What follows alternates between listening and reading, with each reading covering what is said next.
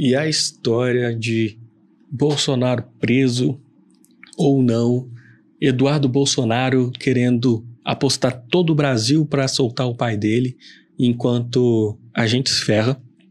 Aí a gente tem aqui algumas notícias que eu acho que é interessante a gente analisar um pouco esses pontos acerca de: será que o Bolsonaro está para ser preso amanhã, essa semana que vem, mês que vem, este ano?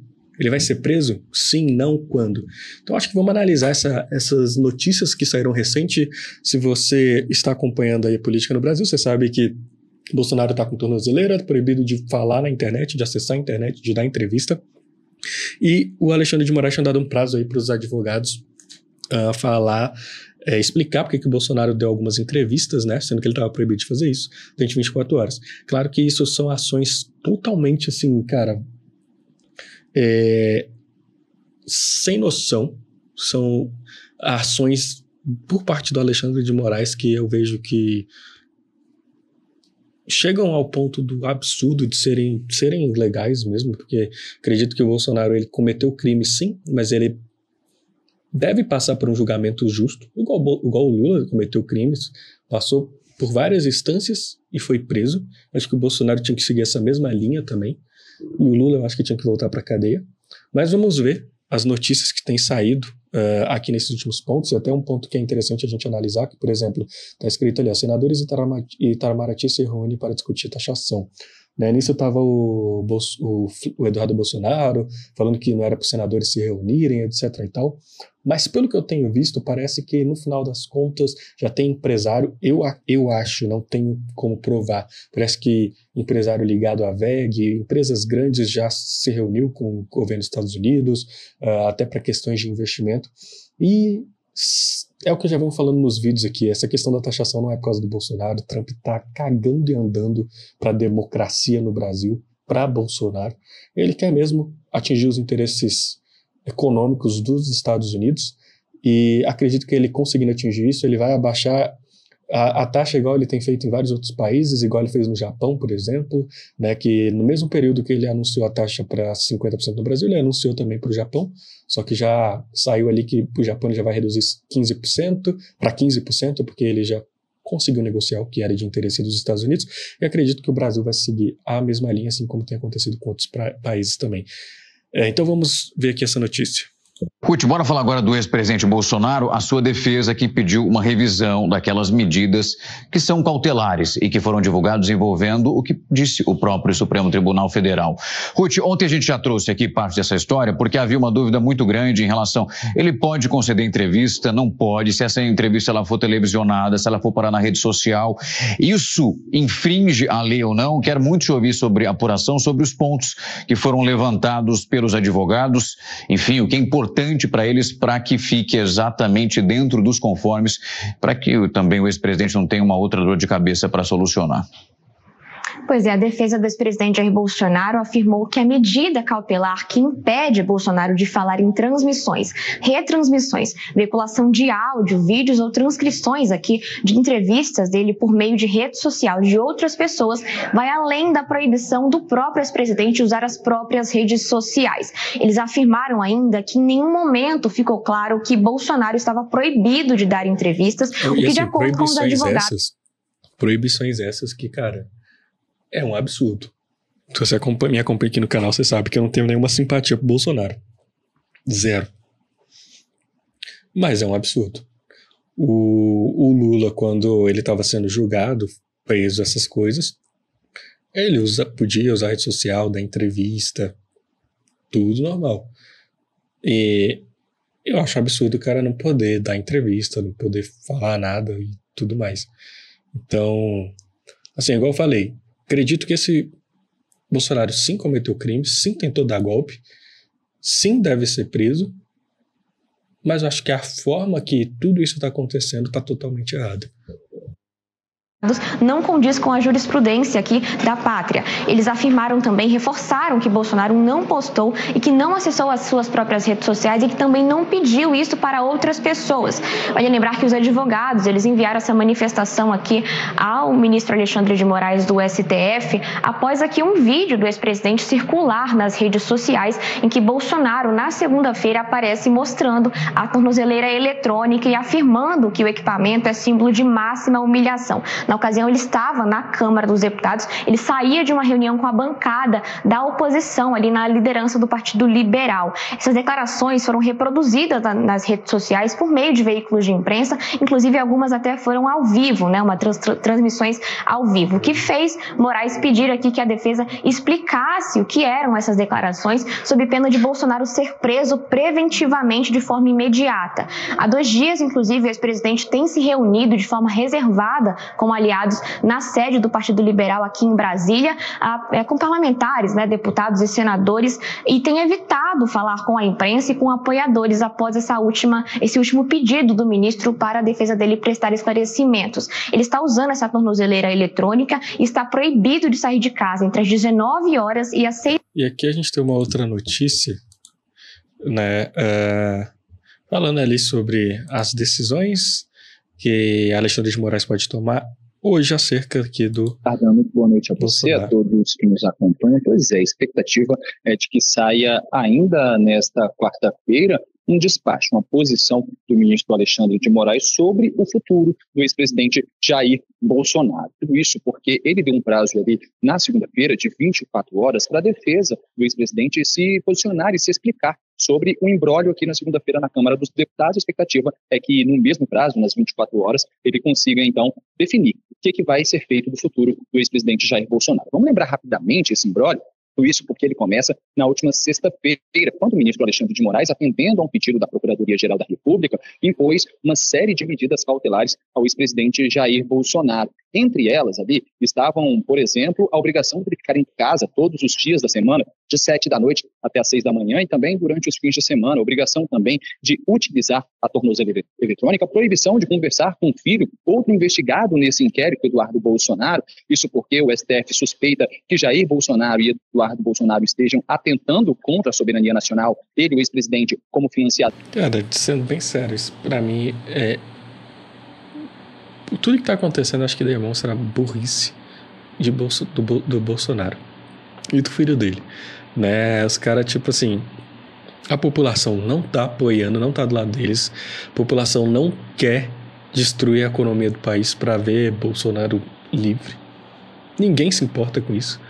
Na verdade, assim, ninguém não. As pessoas mais fanáticas ali vão se importar, igual bateram palma para Trump, mas, cara, entre a economia inteira do país e Bolsonaro, eu não tô nem aí pra Bolsonaro, até porque eu já falei nesse vídeo, pra mim ele deve sim ser preso.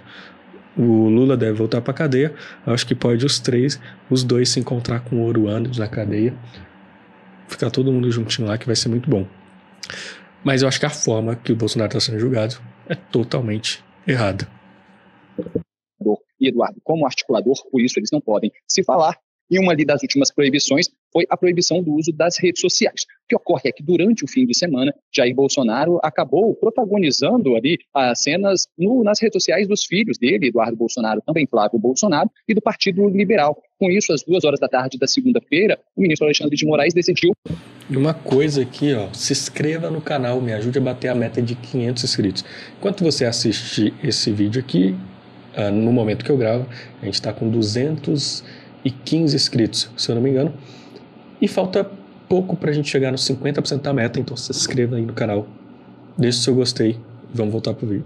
Aumentar essa lista de restrições, aumentar ali as medidas cautelares e ordenou que Jair Bolsonaro não esteja em nenhuma rede social de terceiros. Ali ele não pode, segundo o ministro, estar em áudio, vídeo, nem em transcrição de entrevistas. A imprensa, porém, pode sim fazer toda a cobertura do caso, utilizar a imagem de Jair Bolsonaro O que não podem ali, segundo os juristas, são pessoas próximas ao ex-presidente e que ele esteja ali, de uma forma, passando mensagens pela rede social de terceiros. A gente lembra, o ex-presidente Jair Bolsonaro já estava aqui na Câmara dos Deputados quando essa decisão de Alexandre de Moraes chegou, e ao deixar a casa, ele mesmo ali descendo as escadas, parou, mostrou a tornozeleira eletrônica e fez um discurso para dizer que era inocente. Logo depois, pouco tempo depois, o ministro Alexandre de Moraes intimou a defesa de Jair Bolsonaro, os advogados Celso Viriardi e Paulo Cunha Bueno, para prestarem esclarecimentos. E foi o que eles fizeram ontem, por volta das 6 horas da tarde. Disseram que o ex-presidente não descumpriu nenhuma medida cautelar e que ele apenas deu entrevista coletiva aqui dentro do Congresso Nacional. Agora,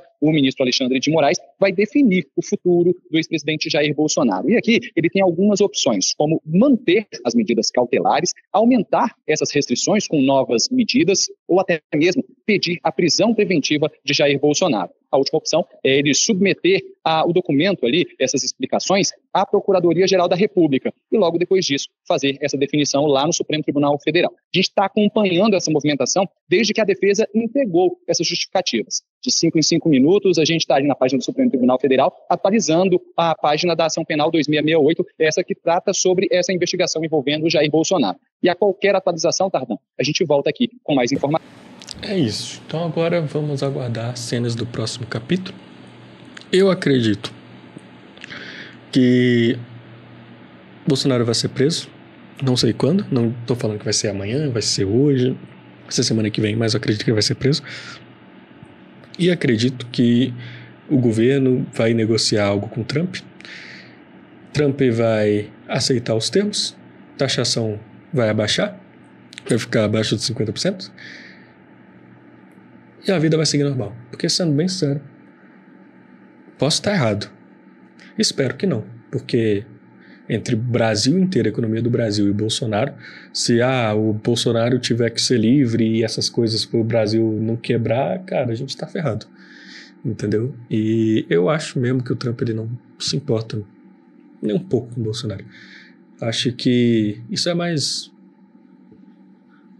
uma fala que ele incluiu ali, a pedido do filho do Bolsonaro e do outro cara lá que eu me esqueci o nome agora, que participou com ele do Vilela, mas acho que no final das contas acho que não vai acontecer muita coisa, até porque a gente viu aí recentemente eles falando, o Paulo, não sei se é Paulo Martins, é Paulo Figueiredo, acho que é, falando que agora precisa de uma grande multidão na rua para que as coisas aconteçam de fato. Eu não acho que o Trump tá olhando e falando assim, não, agora para eu conseguir aqui, ó, deixar a taxação ou não, eu preciso de uma multidão na rua lá no Brasil.